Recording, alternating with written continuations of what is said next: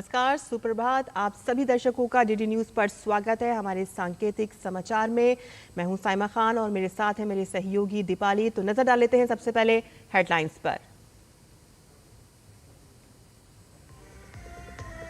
प्रधानमंत्री नरेंद्र मोदी आज 3 देशों की यात्रा पर होंगे रवाना। पहले चरण में साइप्रस का करेंगे दौरा। कनाडा में G7 शिखर सम्मेलन में लेंगे हिस्सा। क्रोएशिया भी जाएंगे पीएम।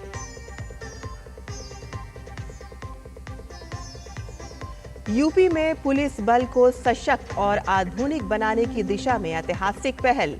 अमित शाह और योगी आदित्यनाथ आज 60,000 से अधिक चयनित सिपाहियों को बांटेंगे नियुक्ति पत्र।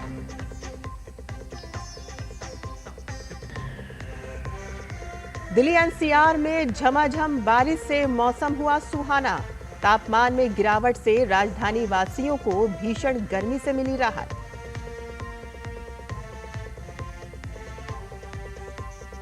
यूपी में आज से 21 जून तक मनाया जाएगा योग सप्ताह।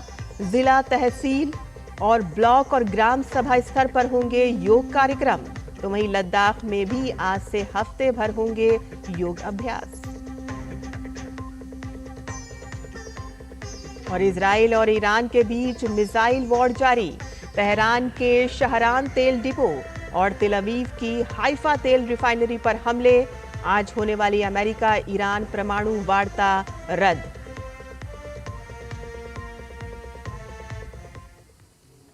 और अब समाचार विस्तार से। प्रधानमंत्री नरेंद्र मोदी आज 3 देशों के दौरे पर रवाना होंगे।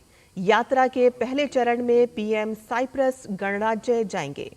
2 दशकों से भी अधिक समय में ये किसी भारतीय प्रधानमंत्री की पहली साइप्रस यात्रा होगी। पीएम वहां के राष्ट्रपति निकोस क्रिस्टोडोलाइडिस के साथ द्विपक्षीय वार्ता करेंगे। पीएम व्यापारिक नेताओं को संबोधित भी करेंगे। वहां से पीएम सोमवार को कनाडा जाएंगे और G7 शिखर सम्मेलन में भाग लेंगे। पीएम की इस सम्मेलन में ये लगातार 6ठी भागीदारी होगी।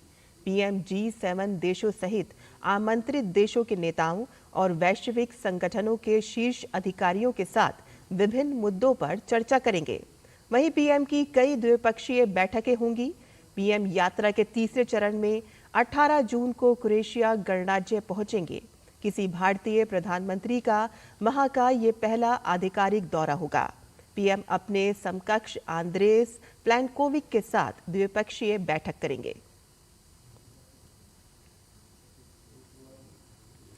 केंद्रीय गृह मंत्री अमित शाह और उत्तर प्रदेश के मुख्यमंत्री योगी आदित्यनाथ आज लखनऊ में यूपी पुलिस आरक्षी भर्ती में पास होने वाले 60,000 से अधिक अभ्यर्थियों को नियुक्ति पत्र वितरित करेंगे। कहा जा रहा है कि उत्तर प्रदेश में मुख्यमंत्री योगी आदित्यनाथ के नेतृत्व में पुलिस बल को सशक्त और आधुनिक बनाने की दिशा में ये एक ऐतिहासिक पहल है। जानकारी के मुताबिक इस भर्ती प्रक्रिया को उत्तर प्रदेश पुलिस भर्ती एवं प्रोन्नति बोर्ड द्वारा संचालित किया गया, जिसमें पारदर्शिता और तकनीकी नवाचारों की मिसाल पेश की गई है। आरक्षी नागरिक पुलिस सीधी भर्ती 2023 के तहत कुल 48,196 पुरुष एवं 12,048 महिला अभ्यर्थियों का चयन हुआ है। ये भर्ती न केवल प्रदेश बल्कि देश की अब तक की सबसे बड़ी पुलिस भर्ती प्रक्रिया मानी जा रही है, जिसे पूरी तरह पारदर्शी और हाईटेक प्रणाली के माध्यम से संपन्न कराया गया। इस भर्ती में कुल 48.17 लाख अभ्यर्थियों ने आवेदन किया था, जिसमें करीब 15.49 लाख महिलाएं शामिल थीं। परीक्षा नगर क्षेत्र के सरकारी और सहायता प्राप्त विद्यालयों में पूरी निगरानी में कराई गई। प्रश्न पत्र की सुरक्षा, परीक्षा केंद्रों का चयन और अभ्यर्थियों की पहचान सुनिश्चित करने के लिए बायोमेट्रिक सत्यापन, फेशियल रिकॉग्निशन और रियल टाइम आधार सत्यापन जैसी तकनीकी उपाय अपनाए गए। सरकार ने केवल चयन तक ही प्रक्रिया को सीमित नहीं रखा, बल्कि प्रशिक्षण को भी आधुनिक और व्यवस्थित बनाने की दिशा में काम किया है। नए प्रशिक्षण केंद्रों की स्थापना के साथ हर आरक्षी को तकनीकी रूप से दक्ष बनाने पर जोर दिया गया है। ईरान और इजराइल ने तीसरी रात एक दूसरे के खिलाफ ताज़ा हमले किए। इजराइल की सेना ने कहा कि ईरान की तरफ से कई मिसाइलें दागी गई हैं और साथ ही तेहरान में कई सैन्य ठिकानों को निशाना बनाने का दावा किया है। इजराइल के यरूशलेम और तेल अवीव शहर में आज तड़के एयर रेड सायरन्स बजे। तेल अवीव के आसमान पर कई मिसाइलें देखी गईं, जबकि इजराइल ने जमीन से इंटरसेप्ट रॉकेट दागे। इजराइल की एम्बुलेंस सेवा ने कहा है कि उत्तरी इजराइल में पहले किए गए मिसाइल हमले में 3 महिलाएं मारी गईं और 10 अन्य लोग घायल हो गए। इस बीच ईरान ने कहा है कि तेहरान में शहरान तेल डिपो को इजरायली हमले में निशाना बनाया गया था, लेकिन स्थिति नियंत्रण में है और राजधानी के पास एक तेल रिफाइनरी पर इजरायली हमले के बाद आग लग गई थी।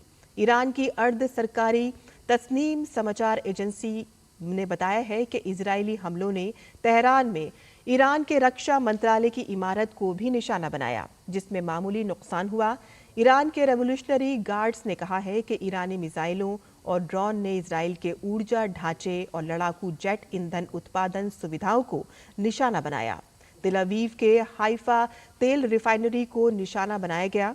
अमेरिकी राष्ट्रपति डोनाल्ड ट्रंप ने ईरान को आने वाले समय में और भी बुरे परिणाम की चेतावनी दी थी, लेकिन कहा था कि यदि तेहरान अपने परमाणु कार्यक्रम में भारी कटौती को स्वीकार कर लेता है तो इजरायली अभियान को रोकने में अभी भी देर नहीं हुई है। ओमान में होने वाली अमेरिका ईरान परमाणु वार्ता रद्द कर दी गई है, क्योंकि ईरानी विदेश मंत्री अब्बास अराक्ची ने कहा कि जब तक ईरान पर इजराइल के बर्बर हमले जारी हैं, तब तक वार्ता नहीं हो सकती है। भारत ने शंघाई सहयोग संगठन के उस बयान से खुद को अलग रखा जिसमें ईरान पर इजरायली कार्रवाई की निंदा की गई है। भारत ने स्पष्ट किया कि वह इस संयुक्त बयान से संबंधित एससीओ चर्चाओं में शामिल नहीं था। विदेश मंत्रालय ने इस बारे में एक बयान जारी कर कहा कि भारत ने 13 जून को ईरान इजराइल तनाव पर अपनी स्थिति स्पष्ट की थी, जिसमें उसने दोनों पक्षों से तनाव बढ़ाने वाले कदमों से बचने और बातचीत और कूटनीति के जरिए तनाव कम करने का आग्रह किया था। विदेश मंत्रालय के प्रवक्ता ने बताया कि भारत अपने इस बयान पर कायम है।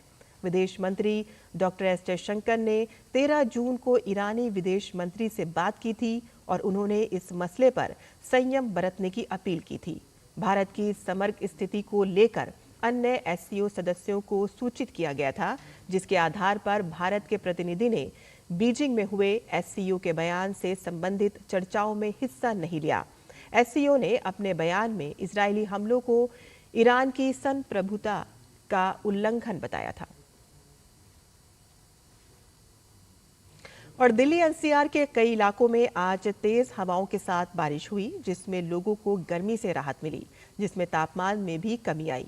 मौसम विभाग ने कुछ समय पहले अगले कुछ घंटों में दिल्ली एनसीआर के लिए तूफान और तेज हवाओं को लेकर चेतावनी जारी की थी। मौसम विभाग ने बताया कि दिल्ली में पूरे हफ्ते हल्की बारिश या बूंदाबांदी वाला मौसम रह सकता है। दिल्ली के साथ ही एनसीआर में 16 से 20 जून तक तेज हवाओं और गरज चमक के साथ ही हल्की से लेकर मध्यम बारिश की संभावना जताई गई है। उत्तर प्रदेश सरकार योग के माध्यम से स्वस्थ और सशक्त जीवन शैली को बढ़ावा देने के लिए सक्रिय कदम उठा रही है और इसी के तहत प्रदेश भर में आज से 21 जून तक योग सप्ताह मनाया जाएगा।